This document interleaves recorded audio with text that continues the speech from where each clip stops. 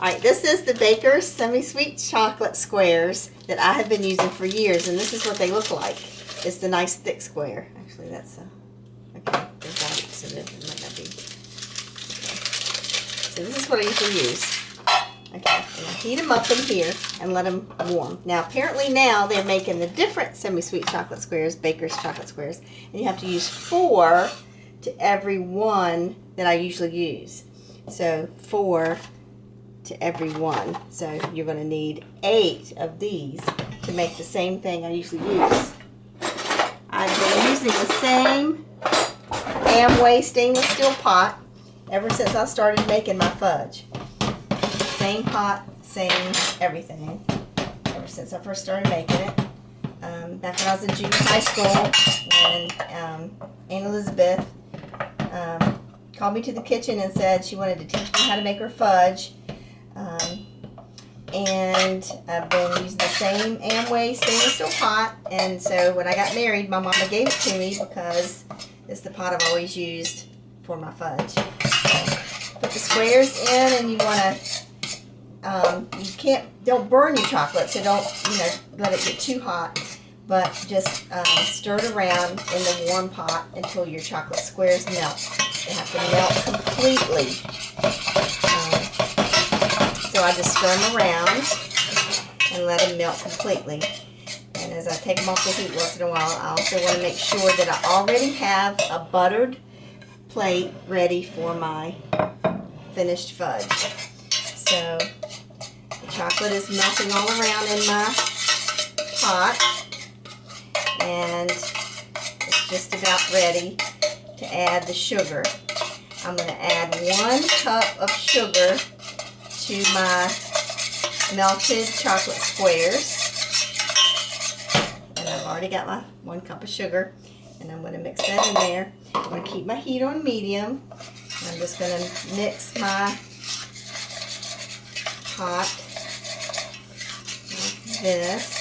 Get it all mixed up. I don't have it on the heat yet, but I want to mix all my chocolate into the sugar. Just like that.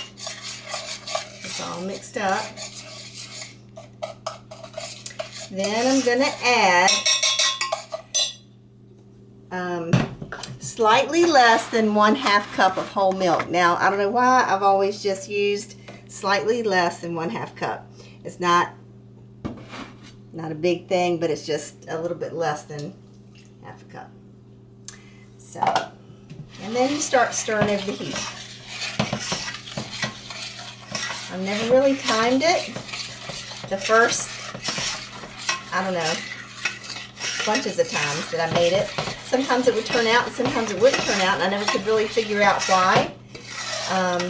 But it was all about the timing. But sooner or later I figured out what it took. I'm going to put it back on medium-high just to get it boiling. I'm going to go medium-high just to bring it, I want to bring it to a boil. And I'm going to keep stirring. You don't want to let up on the stirring. It's got to be stirred constantly. So,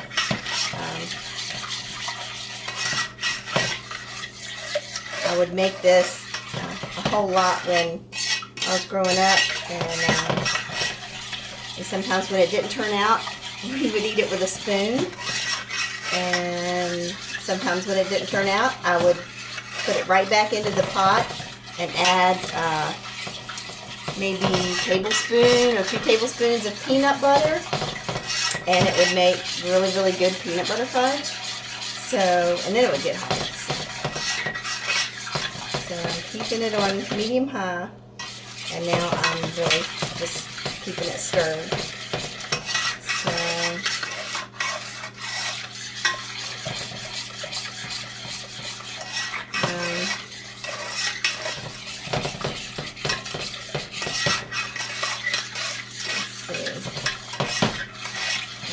let's see, what else can I say? Aunt Elizabeth was very, very sweet. She worked in pharmacy, if I remember correctly. She was in the she worked at Grant's, and then W.T. Grant's in Churchland, and behind the cafe counter where, you know, you get the soda fountain and all of that.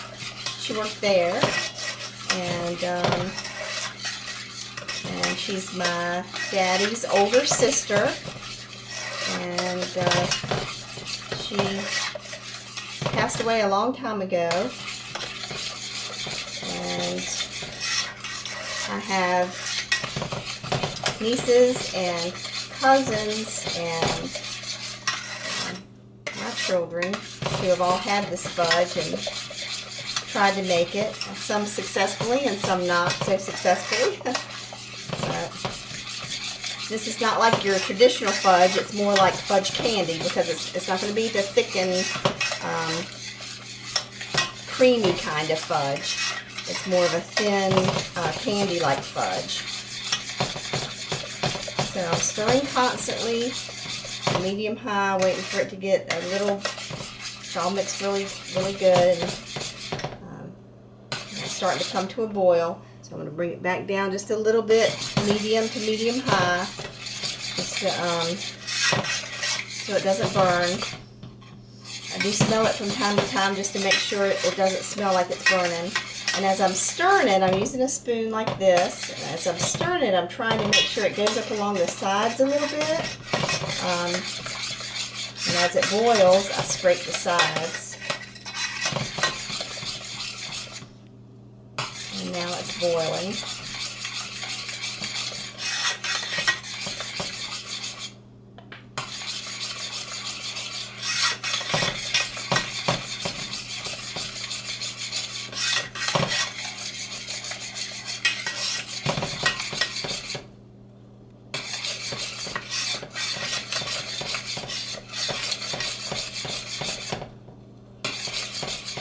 Had a few requests this week from Laura, and I know Desiree and Danielle and Jacqueline and Jayla have made this, and I don't know how successful they were, but they wanted to give it a try, and I know I think Robin's made it, and Emily and Amanda, I think Emily was going to give it a try, and so I just wanted to try to put something on Facebook showing how long it takes and what it takes to make it. And if you're timing, it's boiling really good right now. And if you're timing it according to just watching this as you make it, it will help you make it in a, you know, in the right time, because I've really never timed it. And it's boiling pretty good now. And I'm letting it go up on the sides, and I scrape the sides, and I stir it constantly.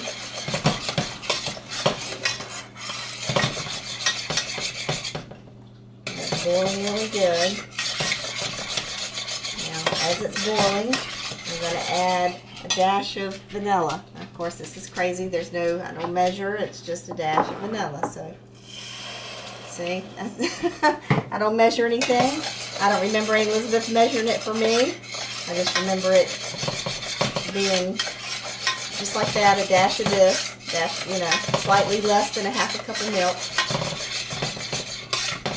I don't know if there's a difference if you don't use whole milk. I've only used whole milk.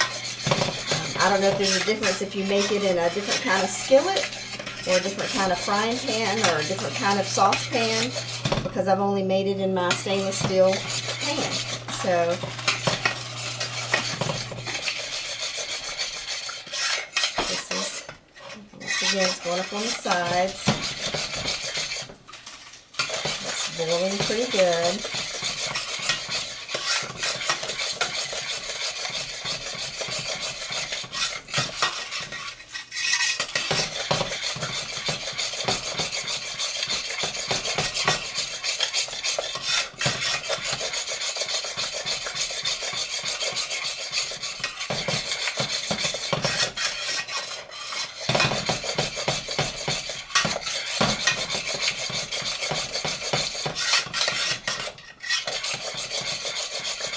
Can you get inside the pot? Can you show inside the pot a little bit? that it's see how it's boiling? Okay.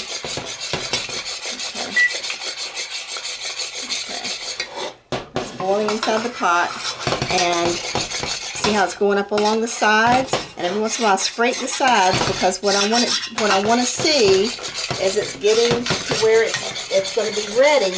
Is when I scrape the sides, the chocolate along the sides has stuck, and then there's a little bit of a white crusty stickiness along the sides. That's how I know it's ready.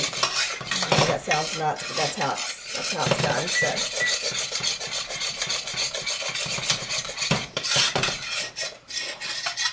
it's sticking really good. So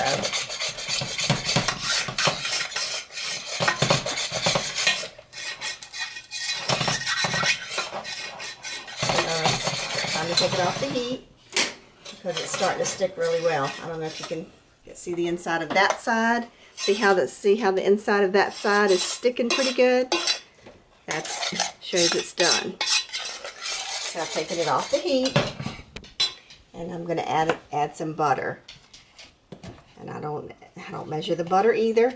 I just cut it and stick it in there. And then I'm going to stir the butter in.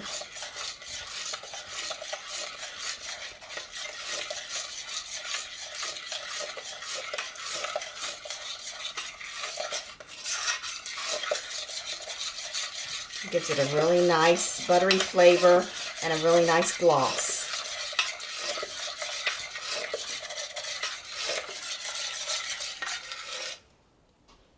See, it's a nice thick chocolate.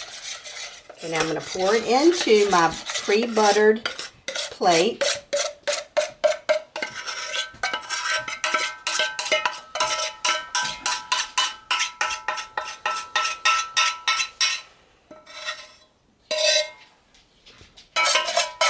I'm going to leave some in the pot, because that's how I determine when it's ready. What's going to happen is within the next few minutes, as it cools, this is going to get really nice and stiff. So I'm going to put it all in the spoon, all that I can in the spoon, because I like to eat this. I like to lick the spoon. So, and see, it's already starting to get hard. It's already starting to get hard and flaky. See? So you can see that that's ready. And as it starts to get hard, you'll be able to cut just like that.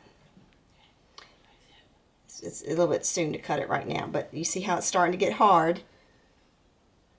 Probably in about another minute to 2 minutes, you'll be able to cut it, and it's going to make some really nice pieces of square fudge. And that's it. It's hard. It's getting hard on the knife. And it makes really good fudge candy. Makes some good squares. And then you eat it right out of the plate.